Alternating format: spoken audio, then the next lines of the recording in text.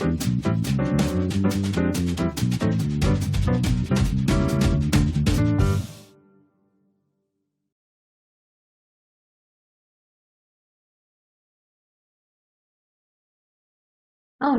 hello, good afternoon, everyone, and welcome. Thank you all so much for joining us today for our final virtual session for Face-to-Face 2023. This is Gender Inclusive Practices in Theater Education, and we are thrilled to have you with us. My name is Kinsey Keck. I use she, her pronouns.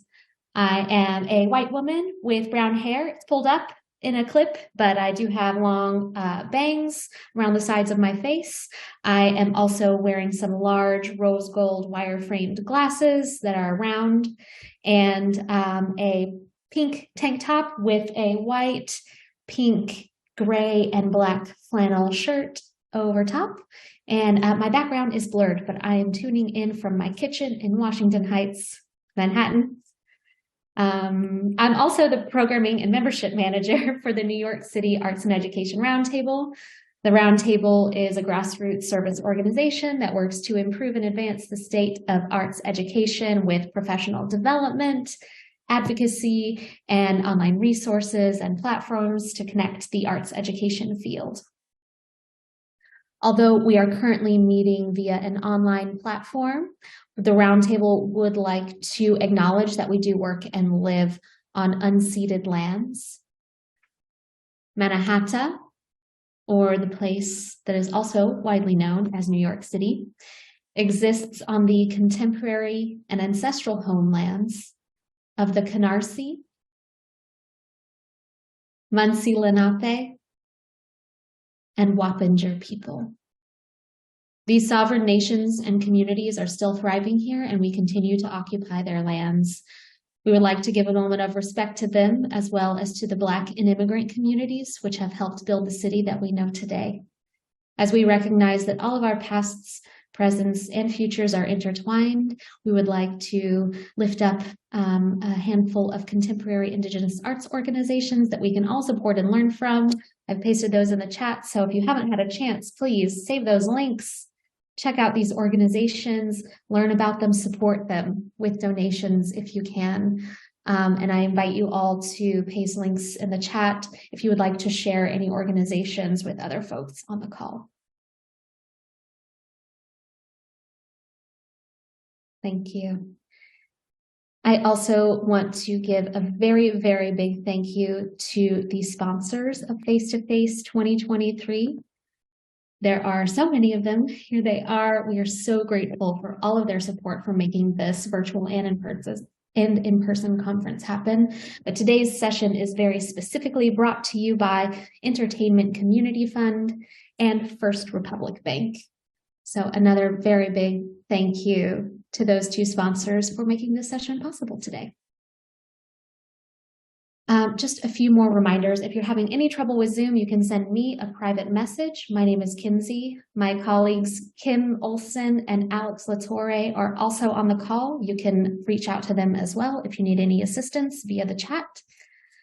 Please remember to keep your mic on mute unless you're the person speaking so we can all hear each other clearly. We do encourage you to use the chat to connect with everyone on the call and to ask questions. We should have a little time at the end of today's session for some Q&A. I also want to note that this meeting includes live ASL interpretation. It also includes automatic closed captioning from Zoom. If you'd like to activate captions, check your toolbar. There should be a button that says show captions. It might be under your more button, and you can find it there and activate your captions. And lastly, the session is being recorded and will be made available to you all either later this week or early next week. I'll be sending out an email with a link to this recording, so look forward to that. And that's enough from me. It is my very sincere pleasure to turn it over to our facilitator for today. Please join me, everyone, in welcoming Jay Hayden. Jay is the Director of Teen Programming at the Rose Theater. Welcome, Jay. Cool. Awesome. Well, hi, everyone. I'm super stoked to be here. Kinsey, is there anything before I jump in, I want to make sure I'm not doing anything wrong. You Anything are else before we great. jump in? You are Cool. golden. All right, Dive cool. in. Nice. So this is gender inclusive practices in theater education, everyone. I'm Jay Hayden, pronouns are they, them. I am a white masculine presenting person with shoulder length blonde hair. I have on a reddish, pinkish long sleeve button up shirt. Um, and I'm coming to you from my bedroom, which is why in the background you can see a curtain of Winnie the Pooh and also a painting. um, and also, I'm coming from a bit far away from New York City. I am based in Omaha, Nebraska.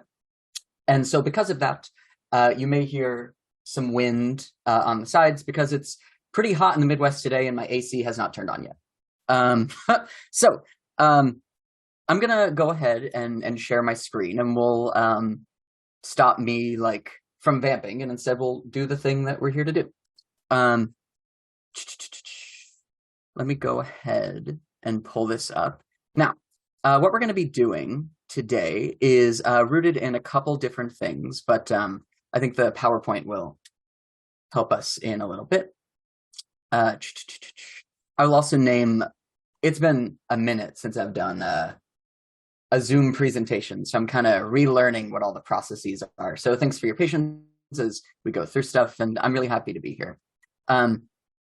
This is gender inclusive practices in theater education, and I want to lead off with a couple things, okay? Number one, Zoom fatigue and staring at the screen is very real. And it's sometimes very difficult. So I will not be offended if you take anything to take care of yourself at this time, to run to the restroom, to get a drink. It is my goal for this to be fairly casual. I'm drinking my second Red Bull of the day as we are talking. As well as, based on the topic that we are exploring today, I am operating under a presupposition that folks are here because they would like to learn about what we are describing, I will be transparent in saying some of the conversation surrounding this topic is rooted in a lot of politicized conversation in the United States and around the world at this time. And it is not my goal here to convince folks of the value of this work, and instead is focused in, I'm assuming that you want to be here at this time because you're here, and I'm assuming your time is valuable. So I want to treat it as it is valuable and not spend time trying to convince you of something I'm assuming that you already believe. That being that trans folks are valid, that non-binary people are valid, and that we are worth having this type of conversation. So those are some predecessors. Let me talk a little bit about the plan for today. About me, really quick. Like I said, my name is Jay Hayden. I'm an educator, playwright, performer, and activist. I am a transgender and non-binary individual. My pronouns are they, them. I'm white, able-bodied. I am located in Omaha, Nebraska, on the ancestral and stolen lands of the Omaha, Ponca, and Oceti Shakopee peoples. And on a lighter note, I'm always looking for new D&D campaigns, so hit me up after if you want. Thanks. I do most of my work with an organization here in Omaha called the Rose Theater, which is a TYA organization, a Theater for Young Audiences organization, that does a myriad of programming for the local school district, full shows and things like that I will jump into in a bit. Side note, I'm not sure if it popped up, but my partner just texted me good luck while I was doing this. So if you saw that, I'm sure that they want to say hi to you as well. So a couple acknowledgements for this conversation. I'm really excited to be in the same room as folks who are excited to learn about this stuff. It's really important to me personally. It's really important to me professionally. And this presentation is based on my own experiences as a transgender educator and activist. And so because of that, I don't speak for all trans folks. I don't speak for all non-binary folks. I don't speak for all folks who range across what gets referred to as like the queer community or folks who are LGBTQIA+. I speak for me and for my experiences. And my goal today is for us to talk about some best practices that I've learned in my career to try and include folks as much as we can. As well as the fact that I want to acknowledge the fact that it is through my trans elders and siblings, especially queer and trans, Black, Indigenous, and people of color, who have paved the way for me to be present in the current day about my identity. I think that's really important to acknowledge as we jump in. So I'm very thankful for those folks throughout history and who still fight for rights to this day. And lastly, lot of preface here. It's my goal today to center joy as much as possible. I think that sometimes when we have these types of conversations, they're rooted in like, here's all the horrible stuff that's happening. And that kind of sucks and gets really tiring after a while, to be transparent with you. So we'll talk about the agenda in just a second, but it is going to be my goal to center joy as much as possible today. I don't want to proselytize, and I don't want to claim that like I have all the answers or anything like that, but I want to center the joy of trans youth and of non-binary youth and of artists of all different types today is my goal. So let's talk about Jay's Gay Agenda. This is also the name of a really wonderful YA novel that a student of mine shared with me that was just perfect for this conversation. So how we'll start is we're going to do a Google Jamboard in a little bit to try and preface some initial information. We'll do kind of a quick overview of some terms, ideas, the work, and the why is what I am calling them. And then over the course of today's workshop, we're going to do a couple exercises, some of which are going to be in a more active place if you'd like to participate in that way, and some of which will be focused in more of like a sitting down kind of adjusted, this is typically done in person this way, but we're going to do it this way on Zoom type situation. And for one of those, I should say, something that you may need or may like to have would be a writing implement. I always use one to fidget with while I do that, as well as just something to write upon if you would like to grab that. So we'll talk about some self-love. I'm going to talk a little bit about show selection as it relates to theater education, how we choose the shows that we do. We're going to do another exercise talking about consent in theater and how we can use that to apply, especially when we're doing work with trans and gender nonconforming youth. We're going to talk a little bit about auditions and casting and how we can look at it from that lens. We'll do another exercise that is drawn from hip hop theater called I Am Blank that I've done with a lot of my students that I think they've really taken to and helped them express who they are. We'll talk a little bit about costuming. You know, theater is presentation and is performance, and gender is the same thing in many ways, and we'll talk about how that overlaps. We'll do a couple final reflection questions, a brief Q&A, and then we'll go on with our days. Following, I'll throw it back to our roundtable staff at the end. And that is our plan for today, basically. I'm so happy that you're all here. So we'll jump ahead to the next bit. Whew, there we go. There we go. We're going to do a Google Jamboard. So I'm going to kind of leave this question on the screen for a second. I'll read it out loud, talk about it, and then I'm going to post the link to it in our chat, okay? So current practices you do in your work to include TGNC, which is an initialism that refers to transgender and gender nonconforming youth or actors in the theater, or I should say. So I'm going to go ahead and grab a link to this Google Jamboard that I will post in our chat really quick. Now, how this should work is it should be available for folks to immediately jump on as an editor. If that is not the case, please feel free to shout and tell me that I did the tech thing wrong. But basically, I'll go ahead and share the Jamboard now. So it is up here. The broad question is, what are some like current practices or things that you might do in trying to include trans or gender nonconforming youth in the theater? If you take a look over to the side, I like the sticky note function quite a bit because it pops up and it's like really fun and really like colorful. So for instance, I could say something like, I ask them questions in all caps because that's really exciting. And it just pops up like that when you press save. What I'm going to go ahead. So I like the sticky note option. Use whatever you would like. There are other options just to type in a text box. What we're going to do is we're going to take about 3 or so minutes for us to just write down answers, things on our Jamboard to see what information we have, things we are thinking about related to this. I'll play a little bit of music just while we're doing it, just to set the vibe, I guess, is the very Gen Z way of saying it. So we'll take about 3 minutes for folks to fill out our Jamboard. We'll take a look at some of the things that pop up for us, and we'll come back together in just a sec, okay?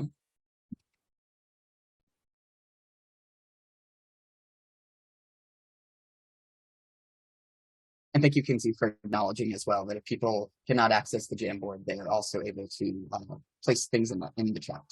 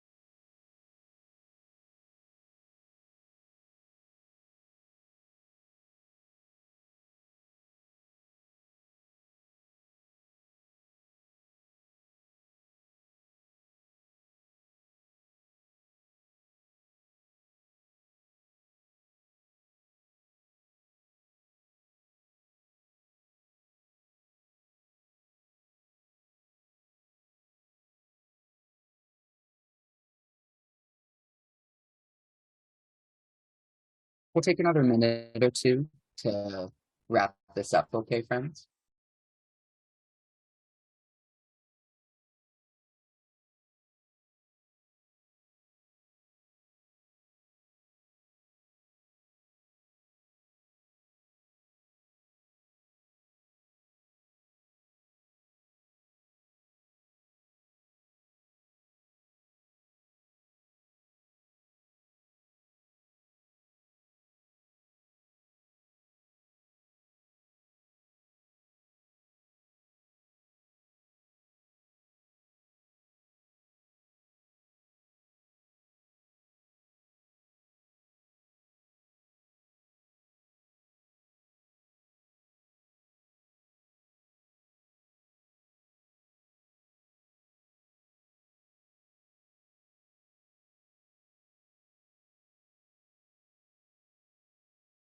We'll go ahead and start to wrap this up in about another 15 seconds or so.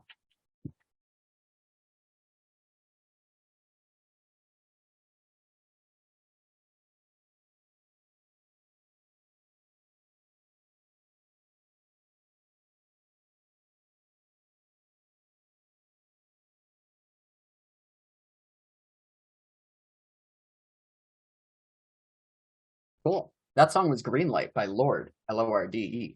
Very good.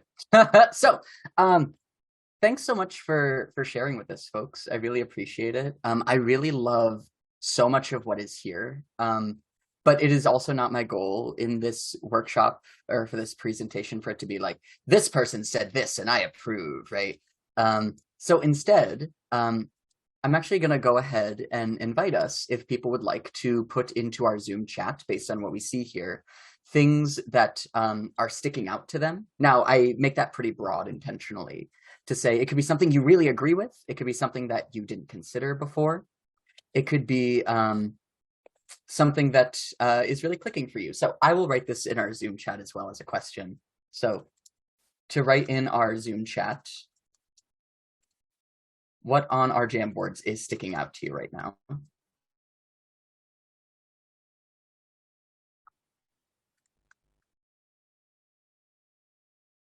And if you are also more comfortable coming off of mute and sharing in that way, I will invite us to do so. Just as long as we do not, talk on over each other.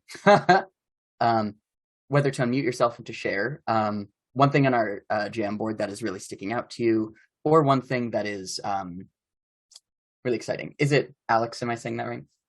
Yeah, my name's Alex. Hi, everyone. Nice to meet all of you. I use they, them pronouns.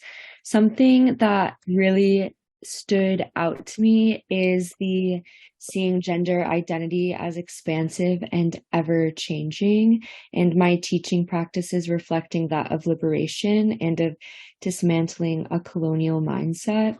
I think that stood out to me because I think in general, gender identity and people defining themselves whichever way that they like to be defined as is much more than just using the correct pronouns for someone, but rather seeing someone as the way in which they want to be seen. And we will never fully be able to understand someone in the in-depth way that we understand one individual understands themselves.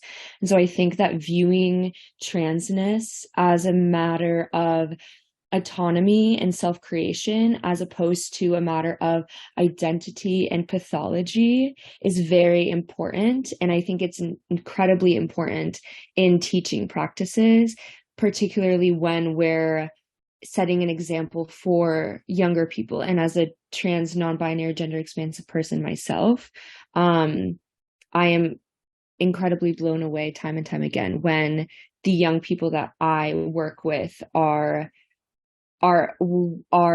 identifying themselves and are brave enough to break the cis normative molds that we are unfortunately stuck living in every single day.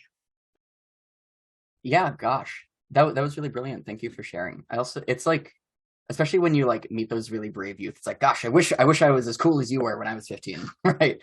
Not to put those words in your mouth, but is what I think of a lot as well, right? Some of the things that are popping up in our chat as well, modeling with professional actors, anyone of any role, playing any role regardless of gender, including authors from a variety of backgrounds and coursework. A lot of the stuff about gender inclusive language in our teaching and facilitation, right? Is all really wonderful and awesome. I think a lot about one of the things we're going to get to in a bit is access. There's a really wonderful point here about access to non-gendered dressing rooms and those spaces and things that are very how do I put this? Perhaps very vulnerable for any person, but especially for young people, right?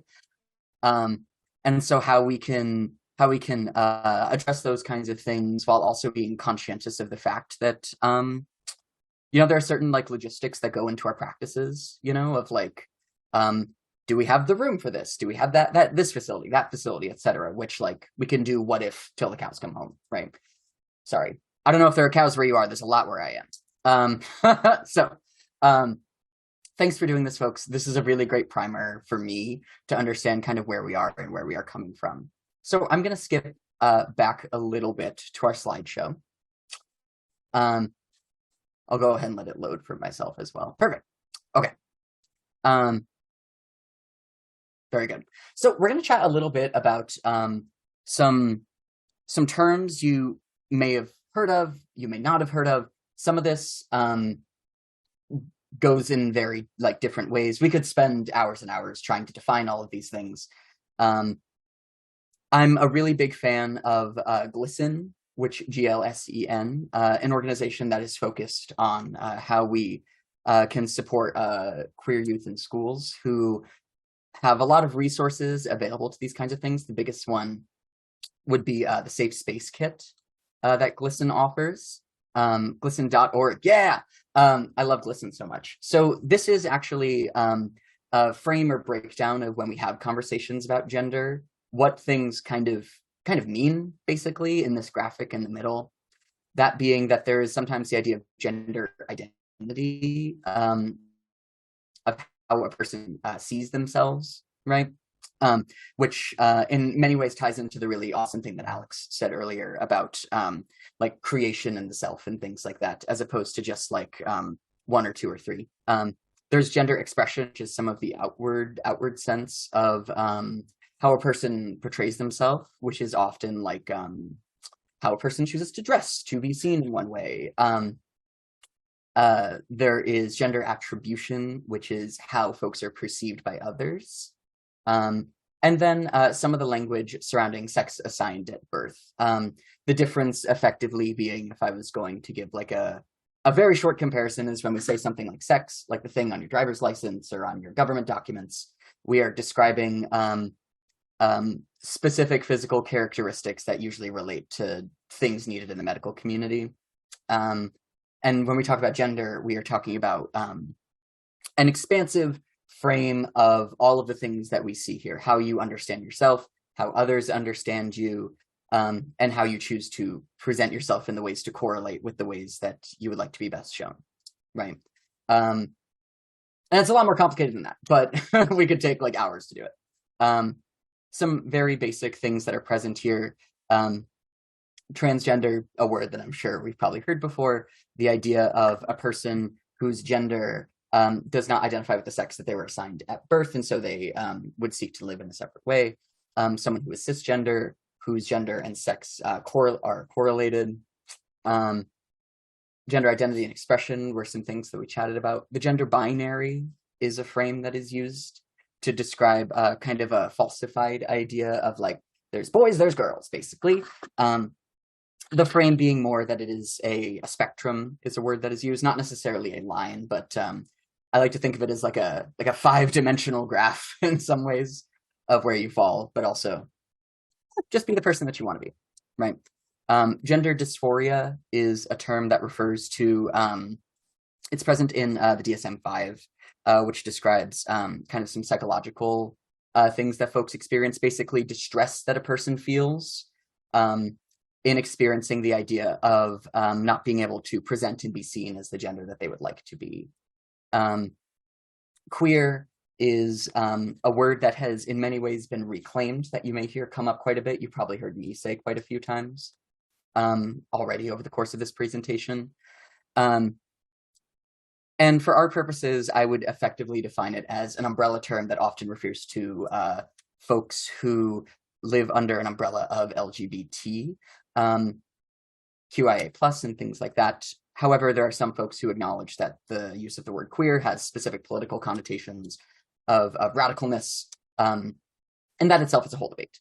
There is genderqueer, which is the idea of folks and their identity and how that applies to them, and AMAB and AFAB, which are two acronyms referring to assigned male at birth and assigned female at birth. Is language that is just commonplace, so if you've seen that, that's what it means, basically. Cool. I'm going to encourage everyone, and I'm also going to encourage myself to take a small breath, and I'm going to take a sip of my drink. I talk a lot. I also talk a little fast, so I'm reminding myself to slow down a little bit.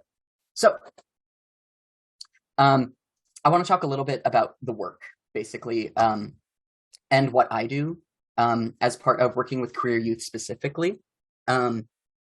I'll start kind of at the left of what we see here on the screen, and I'll go to the right. So on the left, there's a circle, a black circle, and in it are the letters PYTA, and it says Pride Youth Theater Alliance. PYTA, or the Pride Youth Theater Alliance, is a national organization meant to connect different organizations that serve queer youth all throughout the US and around the world. It was originally connected to the Theater Offensive in Boston. A very good friend of mine, Brian Gehring, Gehring spelled Guerhing. I want to make sure I said that, sorry. So basically seeks to connect different groups that serve queer youth in typically the creation of identity-based work, which is a lot of what I do at the Rose Theater. The Rose Theater in Omaha, Nebraska, where I spend most of my time, I'm the director of teen programming. And so what I do is I work with our free to participate Teens in Theater season, which effectively, PrideYouthTheaterAlliance.org. Thank you, Kinsey, for putting that in the chat. The Rose Theater is an organization that has a free to participate program called Teens in Theater. And that is a collection of identity-based work that we do. For instance, this group at the bottom of 5 young people in a purple room holding up a blanket as if it is something to worship is a group called the Teen Idea Coalition that I work with. This is our Forum Theater group who presents scenes of Augusto Boal's Forum Theater, following several shows based on social justice-based issues. They're really wonderful and are a group that are focused on addressing inequality for young people through the lens through the intersectional lens of gender identity, race, and class, and so on. They perform about 3 times a year for a Forum Theater show. And then this group on the right, of all the wonderfully fabulous teenagers in rainbow tie-dye, is a group called Pride Players.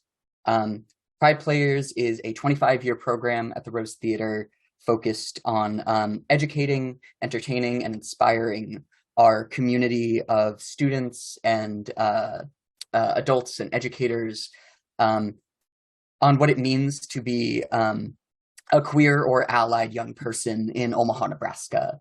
We're right next to the border of Iowa, so we get some friends from Council Bluffs, Iowa, across the Missouri River as well. These are some of the groups that I work with for implementing some of the practices that we're going to talk about. I want to show you a little bit of the work that they do, basically. So I'm going to adjust my screen share really quick and pull up a short clip as well.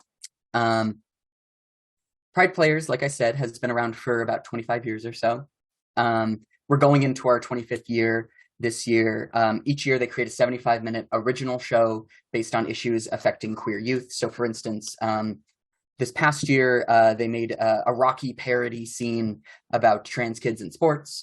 They made, a couple of years ago, they made a scene that was a letter to the next president right before the 2020 election was coming on effectively.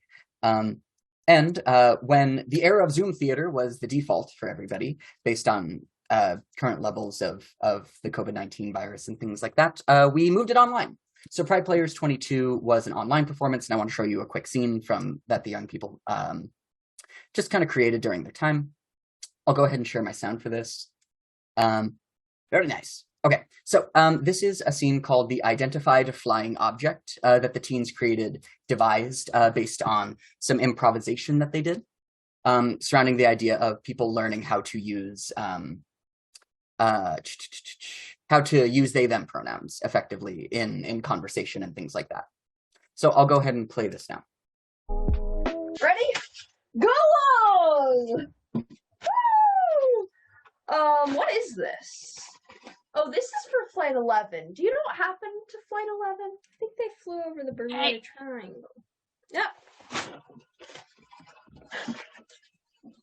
You kids want to tell me what you were just doing? Nothing. Paperwork. Yep, because it looked like you had taken that paperwork and you were throwing it. What? No. You know how much paper costs? Mayday, Mayday, ground control. Are you there? Over. Yeah, this is ground control. Over. This is Flight 11, and I appear to have an obstruction on the runway. Over. An obstruction on the runway. Got it. What kind of obstruction? Over. It appears to be an unidentified flying object. Over. Have you tried identifying it? Over.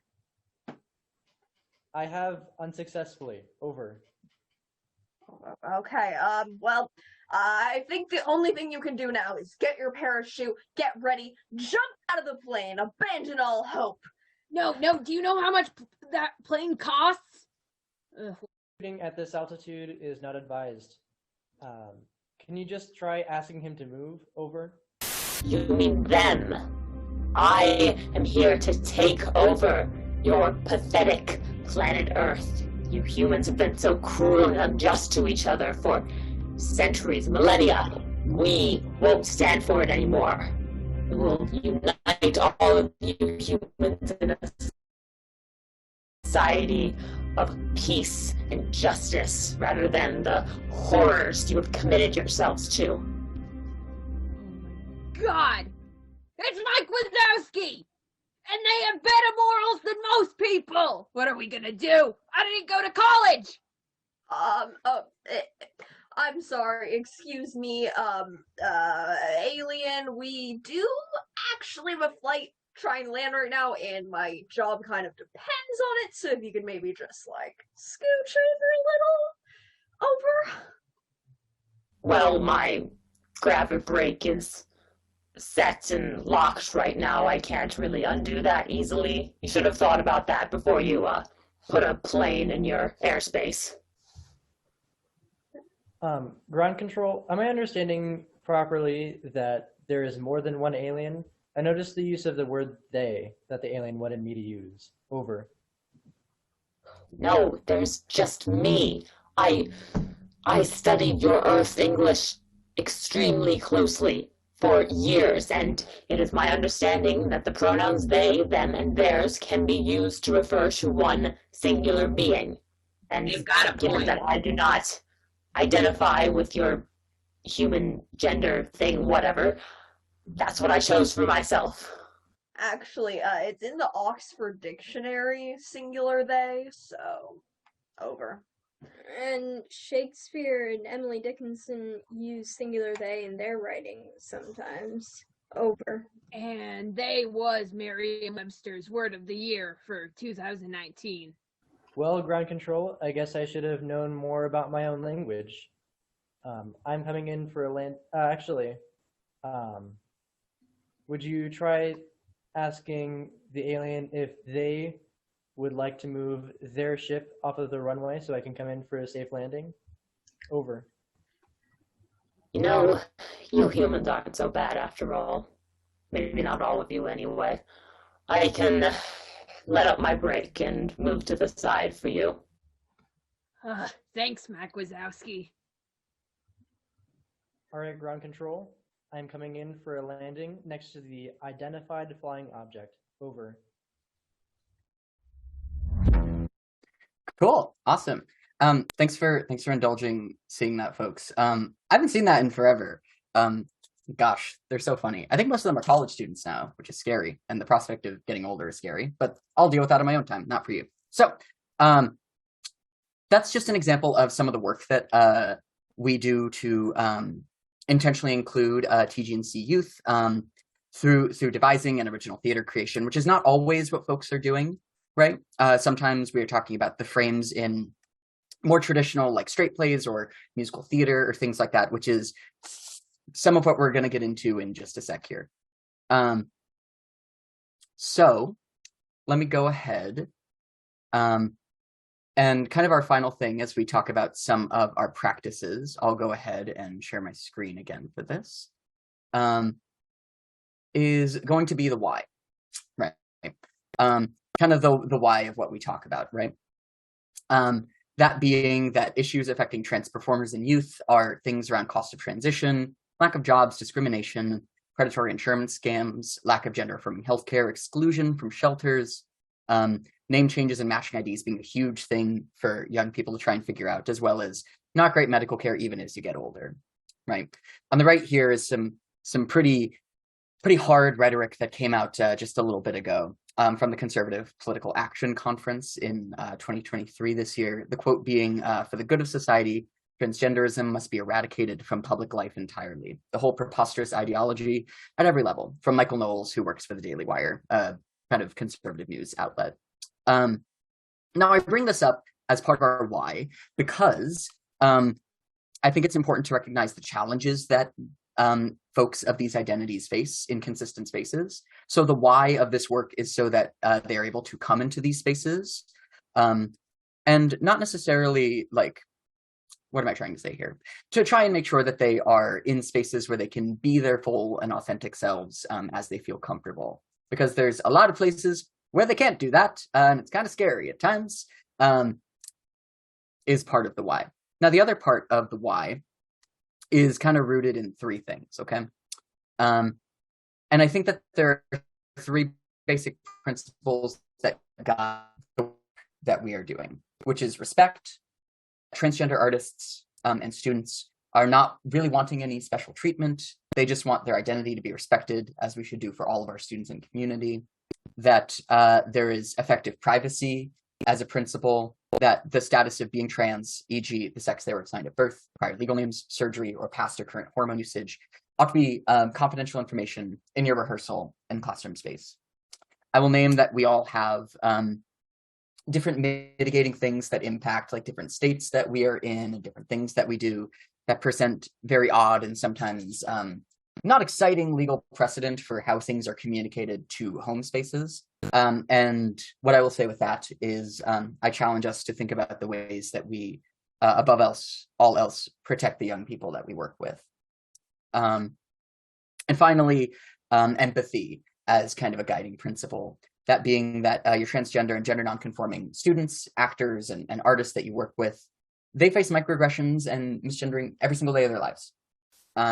And although we as individuals cannot control how they are perceived outside of our spaces, we have the ability, and I would argue even a call to action, to cultivate those spaces so that we can have empathy for the challenges that they face, to help them feel successful, full, and fully realized as individuals and as collectives, because we got to work together.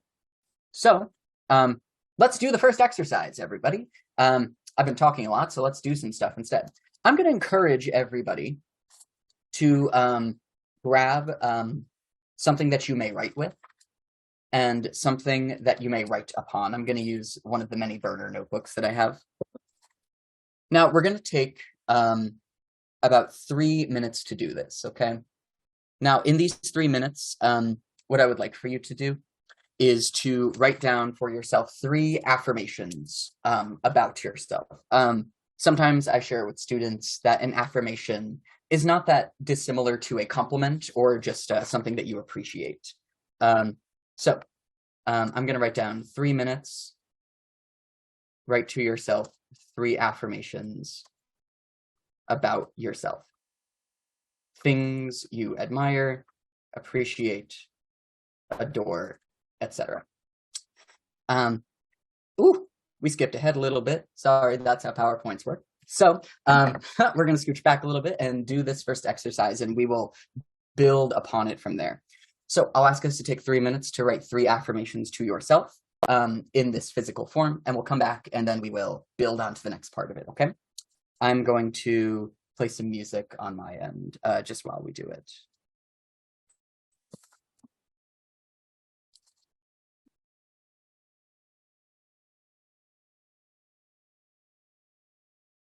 Jay, would you mind sharing your sound so we can hear the music? We can't hear it right now. Oh, yeah. Yeah, I should probably do that, huh? Okay. Okay, great. I'll go ahead and pull up some music for us. I was doing the selfish thing and trying to just play it off of my phone. Thank you for commenting that so that I did it the right way.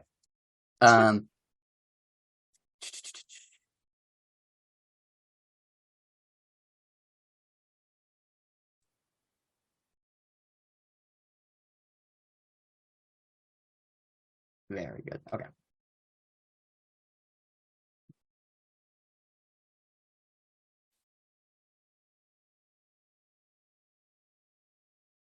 There we go.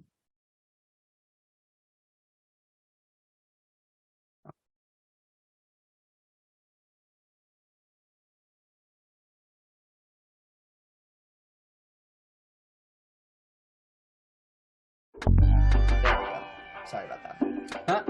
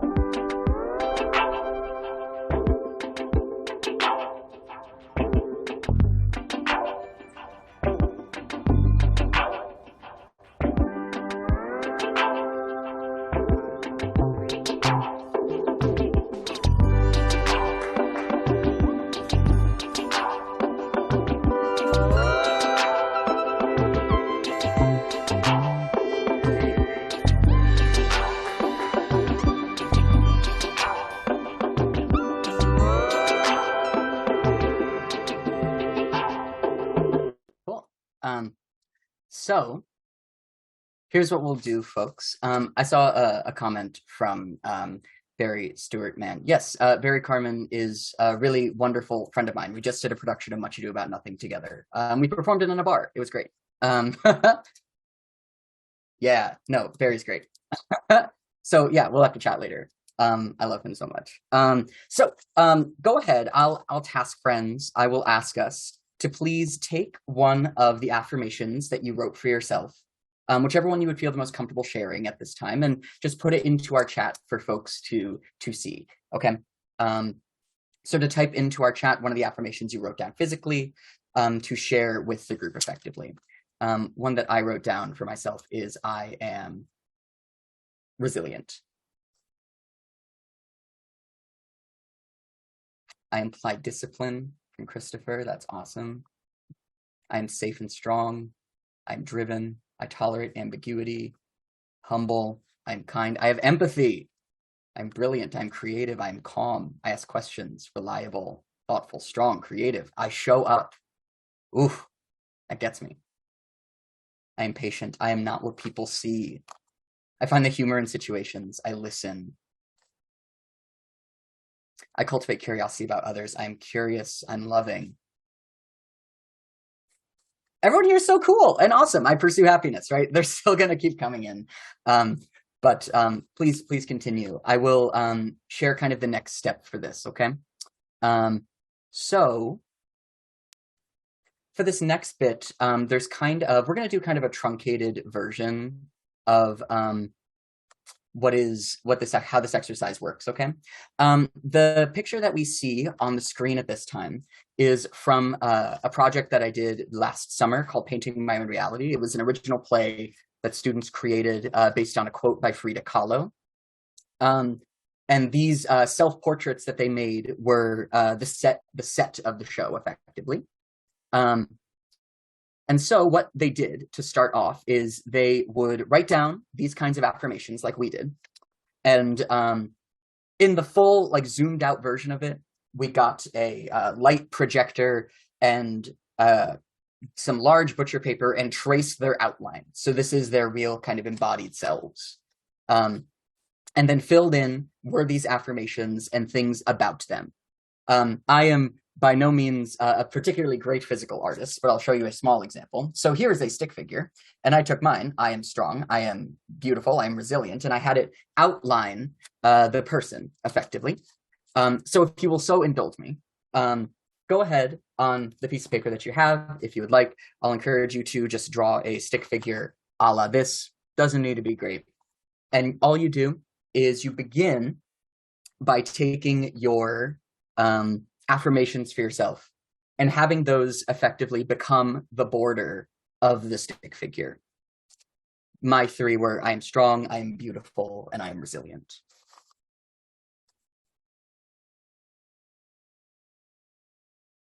Sorry, did you draw this? I didn't understand. Oh, of course. Thank you for asking. What we see on screen right now were drawn by some students I had last summer as an example of the full version of this exercise, basically. For what we are doing now, I just drew a very simple stick figure and then took the affirmations we wrote for ourselves and wrote them around the outline of the stick figure. Does that answer your question? Yes, thank you. Of course, yeah.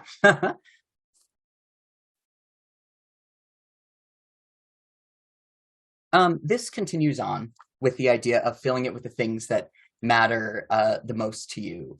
For instance, some of our friends included a show they were just in called Big Bad, which is like if you're a theater educator, you might know it. It's a courtroom drama about the big bad wolf, or headphones that the young people would always wear, or they took lighting gels to represent the color of their skin that we could see, or colored in to help represent that.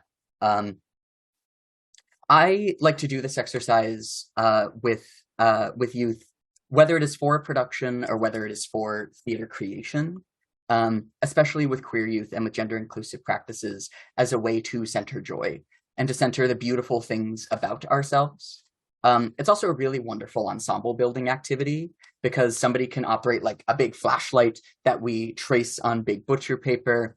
Somebody can be a person who traces while people like lie down on the ground. It's a really great art project where we can chat about the things that matter a lot to us. Sometimes they chat with each other like, oh, I want to have that on mine too. Basically. Thank you for indulging. That's the kind of first exercise that we're going to engage with to start. And we're going to move forward a little bit and we're going to talk about show selection, okay? I think show selection and the plays that we choose to do with our young people can be really important. Not can be, they are. Because it's the things that help bring to life the young people who are in our programming, right? There's a couple like prompts that people are kind of tasked with, I think, when we try to do gender inclusive work. That being, to examine the gender breakdown of a show and ask if it is necessary that characters are cisgender, right? To explore what it means to cast a trans actor in a specific role. How does that reconfigure or change the character's narrative? And how does that change the dynamics and relationships of the play?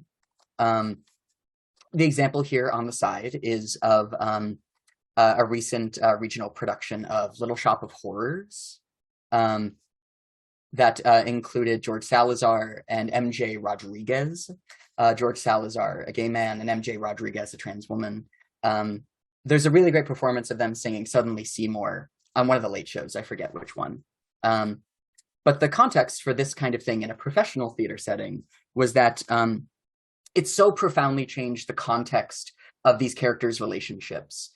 The language in the song surrounding like the girl that's inside you for Audrey's character in Little Shop gets a lot of new meaning when it is played by a trans actor.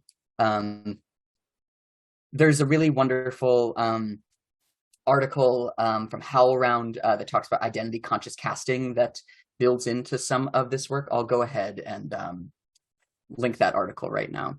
I think a really wonderful thing to think about as we start to do this kind of work is how we are able to just uplift the students in all of the work that we do from the lens of this is who you are, right? And how do we uplift you? That was a little redundant, but I guess what I'm getting at is when I work with youth, a lot of the time for this casting kind of thing, I like to present the idea that we are just presenting an elevated version of ourselves on stage. Be you in an elevated way. And that is, in many ways, all you need to be. That doesn't always work for like every single situation, but I often think that being able to say, play the you, that is the you in this part, right? And that is language that I have learned that has been very effective for the TGNC youth, the trans and gender nonconforming youth that I've worked with in more traditional settings as well.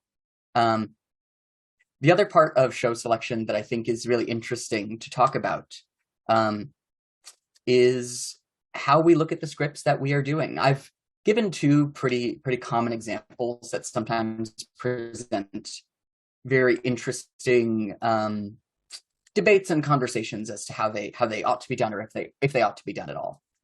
Those being some of the traditional casting of traditional, quote unquote, I don't like that word, scratch it, we didn't say that.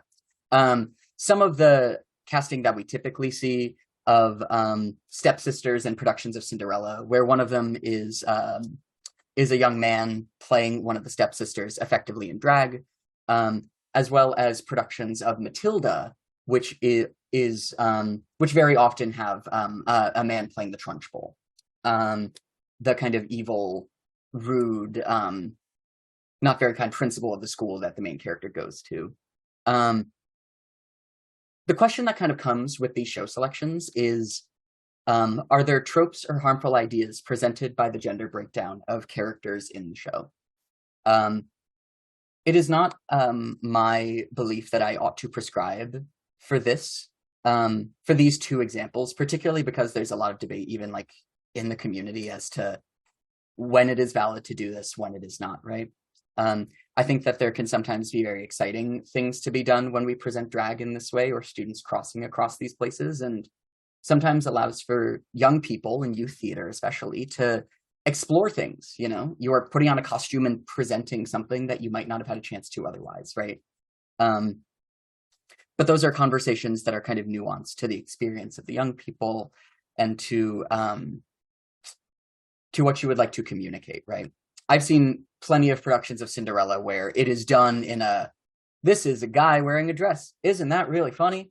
And wow, do I not want to see the rest of that show? But that's a me thing. We're going to jump ahead to another exercise really quick. This is something called a consent circle. Now, this is an exercise that I do with all of my classes, with every production that I direct with youth, as a way to encourage them to lift up and protect themselves in situations. The language that I like to use with youth is, it is our goal to push you as an artist, and it is not our goal to push you as a person. Which sometimes illuminates for them the idea that we can move forward and like put ourselves in situations, or we can put ourselves in things that are like, I'm going to really go for the note, or I'm going to make the big choice as a young actor, but does not task them with being in situations that make them uncomfortable for their safety or for their interpersonal engagements or things like that, which is the main purpose of this exercise. The image that is here on screen is from a young directors and young actors class that I taught over the summer, where the teen directors led this exercise with supervision from our professional teaching artists with the casts of the short scenes that they were directing, who were 8 to 11 years old. In a consent circle, this is one of those exercises that is a little bit hard to do on Zoom, as it is related to the idea of us kind of occupying space. But I will invite us to imagine for a moment. So I will stop sharing my screen. And this will be an exercise where people can feel free to engage in the way that they would like. So this will be a little bit more active on our feet. If you would like to engage, please feel free. I'll encourage you to, if you would like to, have your camera on for it. But if you don't want to, that's fine. Take care of yourself. So I'm going to move to an active place for this. If you'd like to join, please feel free. Now, how this would usually work is we would be in an active place, and the language here is for us to develop the sense of saying the word no in times that it makes us uncomfortable, or in times where we just want to, because you don't need to give an explanation to say no. So I'm going to turn into an improv coach really quick. Can somebody write into our chat the name of something that you bring with you on vacation? Can you write into our Zoom chat something you bring with you on vacation, please?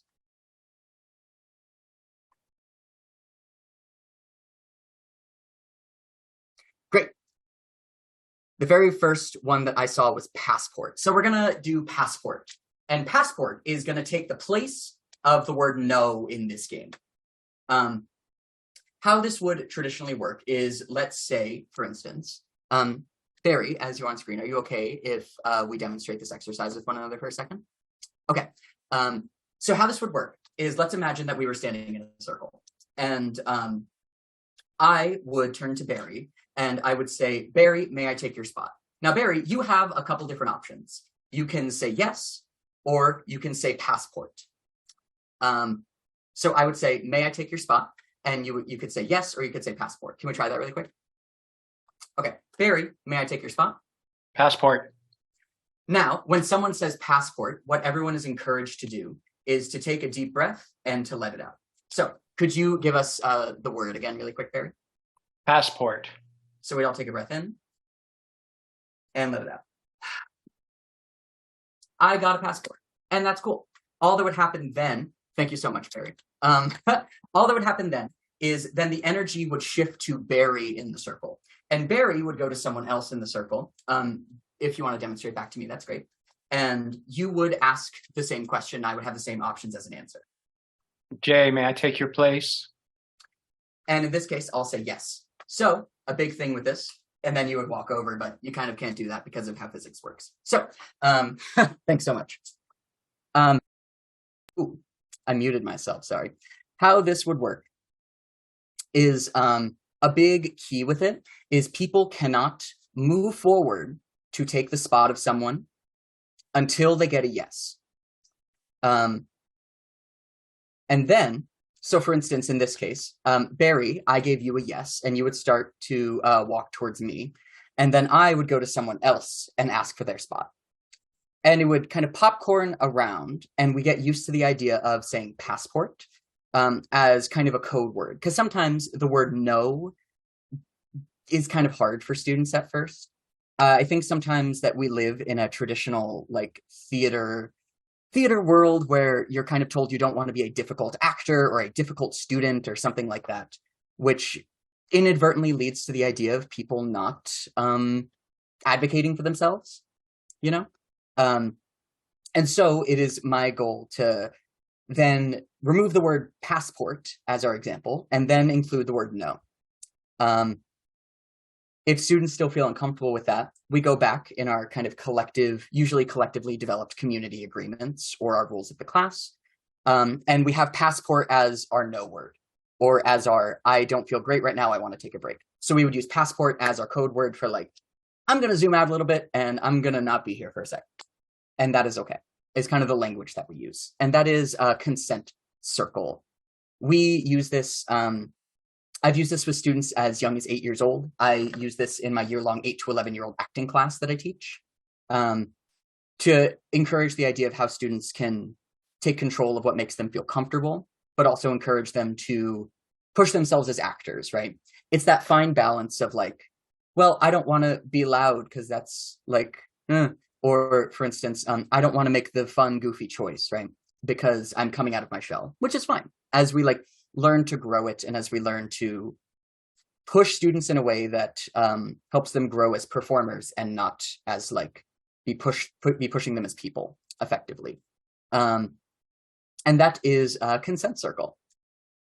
That is an exercise I learned from a wonderful collaborator of mine named Kevin here at the Rose Theater. And we've been developing it for a couple of years now with different students of different ages and things like that.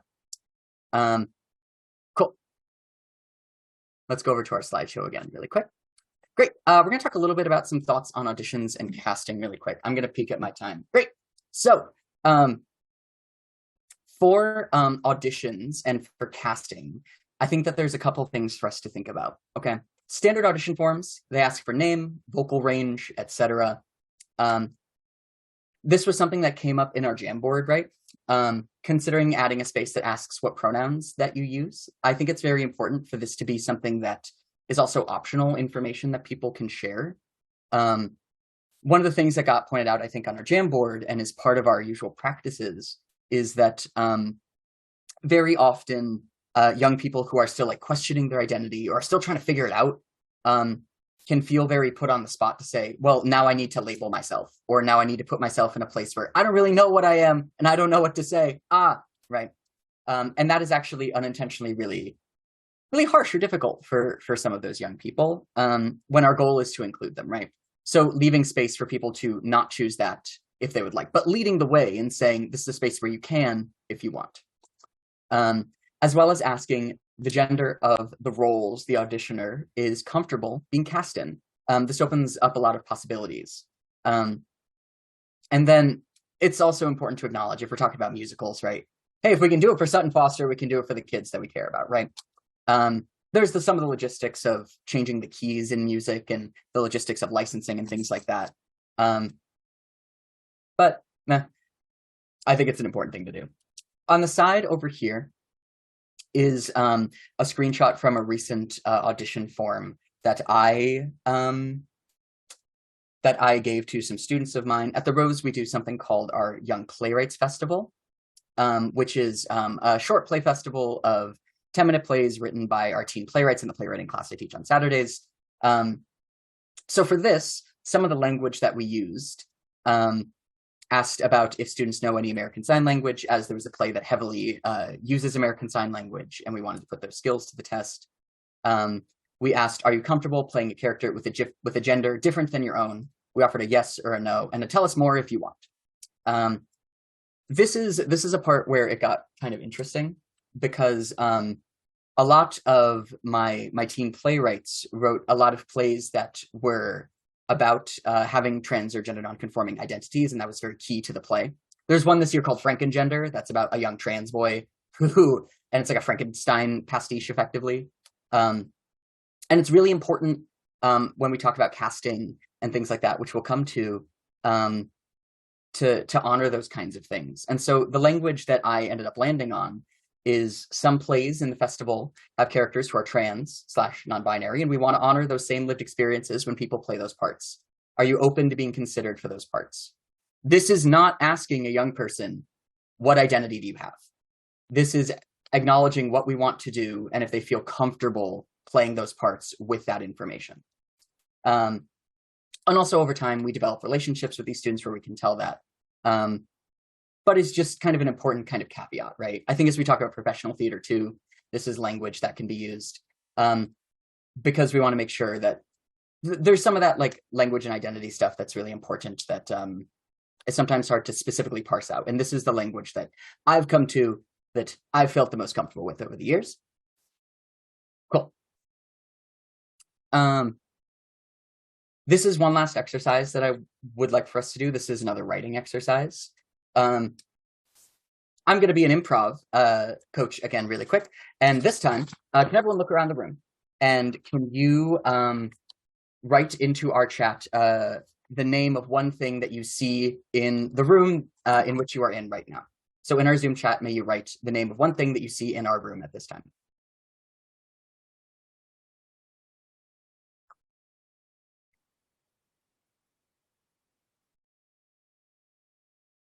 Perfect. Okay.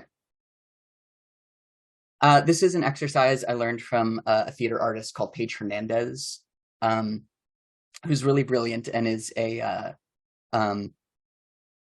I just appreciate her so much. She's done so much stuff. But basically, in this exercise, what we do is we bring to life some free writing based on the common word, okay?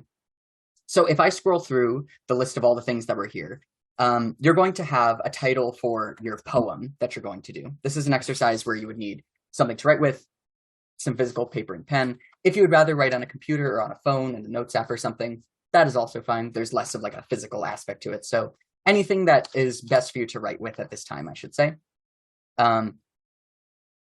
So feel free. You may use as the title of your poem the object you put in the chat, or the name of an object that you see someone else put in the chat. For instance, Emily put in sunlight, and I love that. So I'm going to choose sunlight.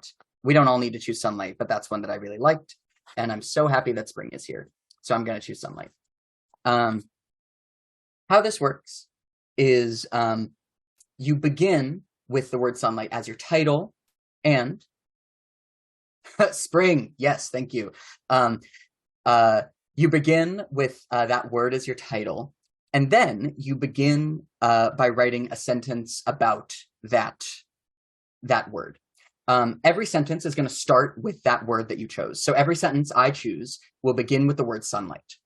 If you're not sure what to say, or if you go blank and you're not sure what to write, you repeat the title over and over and over and over and over again until you know what you are to say. So just to repeat really quick, you write sentences that begin with the word that you chose. And if you hit writer's block, let us say, you repeat the word that you chose as your title until you have your next thing that you say. Are there any questions, may I ask, about what we are about to do?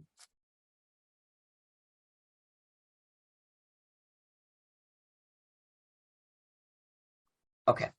I'll encourage us. We're going to take about 2 minutes with this as a writing exercise, okay? I will go ahead and play a little bit of music as we do this as a writing exercise, and we'll come together in just a moment, okay? I'll just pull up some music for us.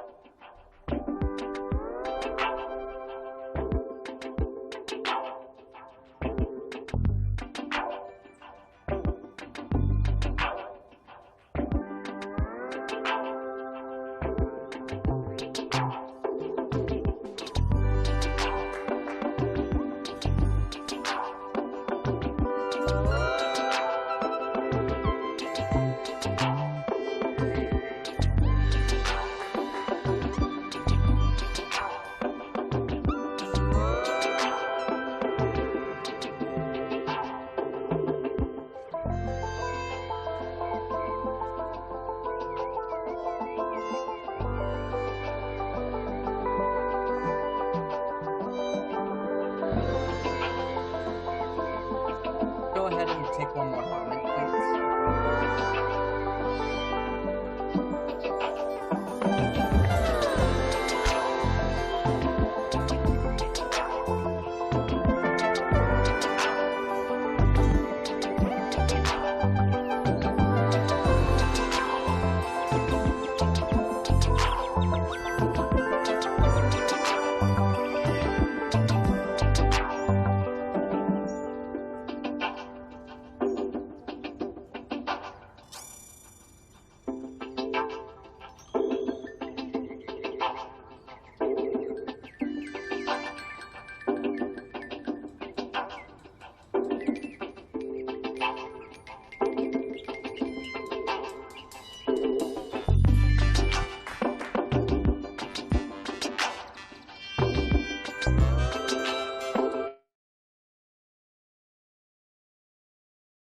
Alrighty, friends, we're gonna come back together really quick. Thanks for indulging in the exercise. I really appreciate it. I use this as a free writing exercise with a lot of students for a couple reasons. Number one, in terms of like gender inclusive work, I think it's really nice for students to be able to express what they would like and to find repetition in the things that we do. And the connection to the gender inclusive part of that is that they are effectively encouraged to make wrong answers or to make kind of clumsy answers. Because as we stumble through understanding ourselves and understanding how we engage with the world around us, this is very similar to the kind of spiel I give after, right? After we do it.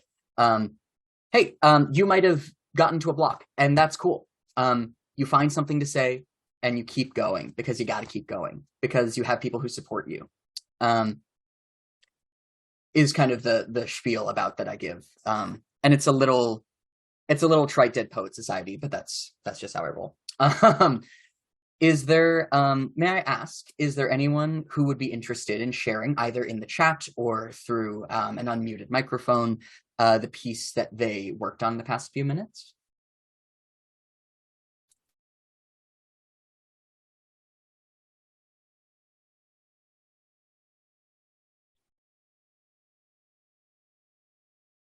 Ooh, Christopher asked a really wonderful question about the word insidious and the word microaggression. Are they the same in some ways, different in others? I think that they can, I'll be honest in saying I don't fully understand the question. And I would love for us to chat about it in just a little bit towards the end of our time to name. I will name the reading that I gave as an example. Oh, Mitchell. Yes, please. Yeah. Hi. Okay. Candles light the way to a future. Candles burn with a fragile flame. Candles need a shield against the wind. Candles can start a mighty flame. Candles flicker before they die. Candles singly are barely visible in the night forest. Candles together can light the way for all to follow. Ooh, snaps Ooh. to you. Gosh. Thank you. That's brilliant. Thank you so much for sharing. We can find, I use this as an exercise a lot with my playwriting class as well for that same reason of how we can take an object and give it life and things like that. An ode. An ode, right? Gosh, I used to be an English teacher, so but it's been a little bit, so I've lost some of the terminology. Gosh, ode to a Grecian urn. Let's not do that. That'll be a waste of time. So, thank you so much for sharing.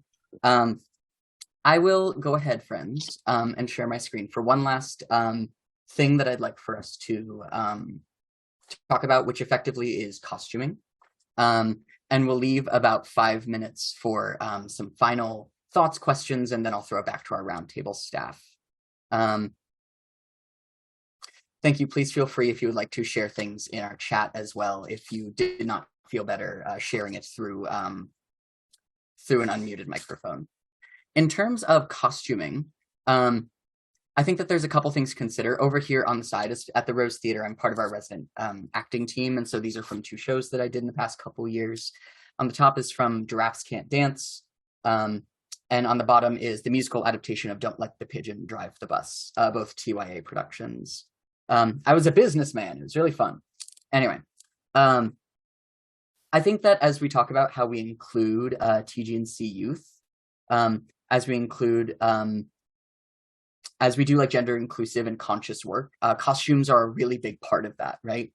And I think that there are a couple like steps basically. So on the right here, on the side of this line, some of the things I think are general processes are having a conversation with costume, hair, and makeup folks to discuss gender presentation, how people are shown on stage, right? And if possible, including the young people and the actors in that conversation. A lot of it amounts to the conversation of what are things that would be exciting for you or you would feel comfortable with, right? To make sure that we are meeting the needs of the storytelling while also meeting the needs of the actors who are doing the storytelling itself. With the understanding that there are some shifts that can be made based on gender-related discoveries in the rehearsal room, and if fittings are part of a process, those can always be uncomfortable. So making sure that young people have the ability to have somebody who can help advocate for them if they're in like a fitting situation. Advocate in the room for them. If your production has a gender consultant, not as common in theater education, but I think is a really great thing to do if people need an actor, an artist, a friend. This also relates to the idea of dressing rooms, spaces where young people are able to sometimes check off what rooms they feel most comfortable in, understanding that we would want them to be honest about their needs, that we can do our best to help accommodate.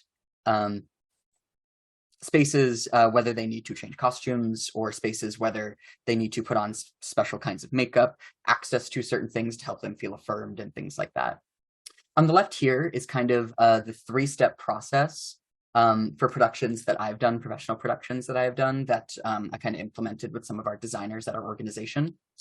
That being a description of our intent as designers and performers. Like, here's what we would like to do with the show.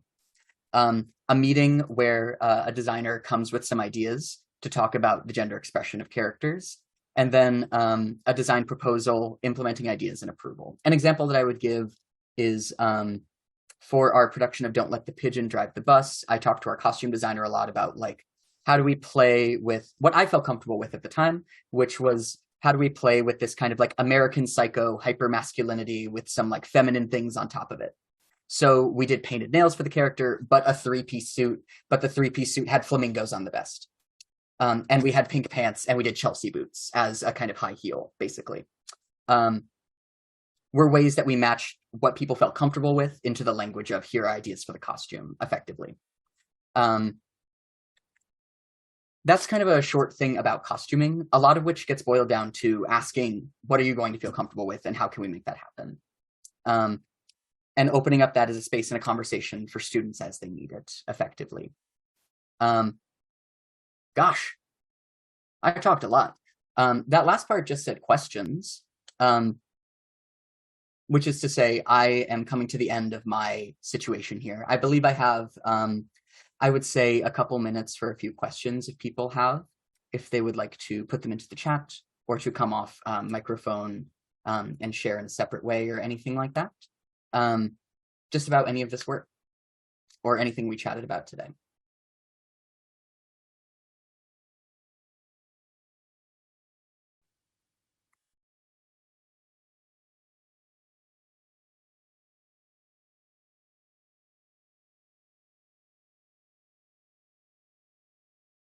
And sometimes saying, are there any questions, is not the best question to ask for you to immediately think of a question, right? So here's what I will also say. I'm going to put in our chat here my email, which is Hayden, @gmail.com. That if following this session, if you have any questions or any things that you would like to follow up on, or any things about practices as you move forward, I'd love to chat, basically, and just try and see the ways we can implement this work as we move forward. Thank you, Andrea. That is a very kind thing for you to say. I have some students who like to say that we need to embrace the void, embrace both as like a hug as well as just like be okay with the silence. So I'm going to give like 20, 30 seconds to see if something pops up. Then I'm going to throw it over to Kinsey.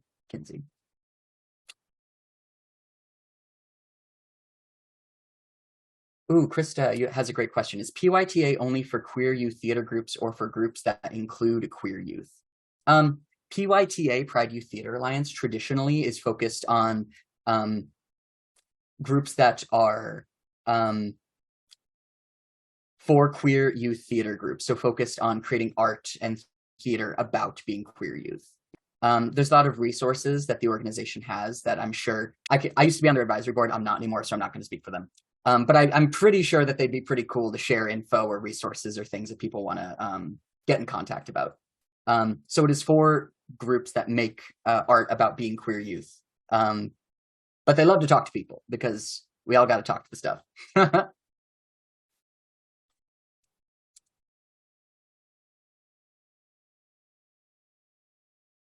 I see that Petra has said in the chat, first of all, so much to process and so beautiful, and thanks, CJ.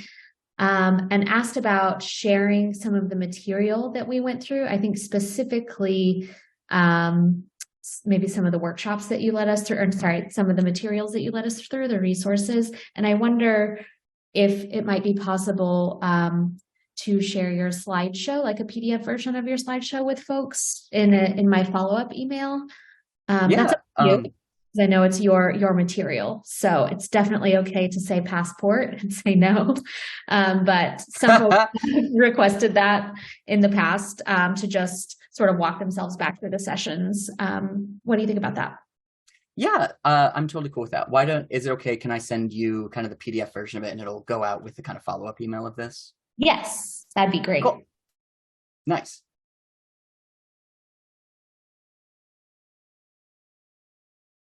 Cool. Thanks for having me, friends. I really appreciate it. Yeah, awesome. Kinsey, can I throw it to you for some of our closing? Yes. Alrighty. Thank you. First of all, thank you, Jay, for spending this time with us, for sharing your expertise, these resources, and just walking us through these really essential things that everyone should be incorporating in their practice in the classroom. We're so appreciative of you and your time. And thank you to everyone else who joined us for this evening's session or this afternoon session. It is our last virtual face-to-face session, which does make me sad, but also makes me very excited because those of you who will be joining us in person will be seeing you in just a couple of days on Wednesday and Thursday at Riverside Church in Morningside Heights. I just want to share that I did send out, for everyone who is registered for the in-person conference, I sent out an email with details on joining us on Friday. I will send it again, but if you haven't received that, please check your spam folders. Some folks have been finding my communications there, and I want to make sure that you have what you need to join us. Also, feel free to email me and I will respond and share what you need to know. But thank you all so much for joining us. Thank you as well to Lori and Stephanie, our fantastic ASL interpreters. So grateful to you all.